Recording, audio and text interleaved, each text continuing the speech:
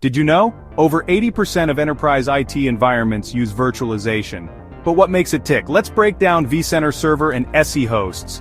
Okay, let's get you started with the basics. VMware vSphere is a platform that lets you run multiple virtual machines on a single piece of hardware. Sounds cool, right? But how does it actually work? At the heart of vSphere are two key players, vCenter Server and ESXi hosts. Think of ESXi as the engine. It's the software installed directly on your physical server, turning it into a powerhouse capable of running virtual machines. Each ESXi host can run dozens or even hundreds of these virtual machines, each acting like its own separate computer. Now, managing all those hosts and virtual machines one at a time would be a nightmare. That's where vCenter Server steps in. Picture vCenter as your mission control.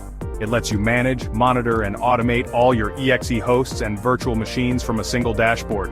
Want to move a virtual machine from one host to another? Click and drag. Need to roll out updates to your whole environment? A few clicks, and you're done. In the real world, this means faster deployments, easier maintenance, and way less downtime. Pro tip: start small with a test environment. Get comfortable exploring vCenter's dashboard and experimenting with creating and managing virtual machines. So, whether you're just starting out or sharpening your skills, mastering vCenter Server and ESXi hosts is your first step into the world of virtualization. Ready to dive deeper? Let's get started.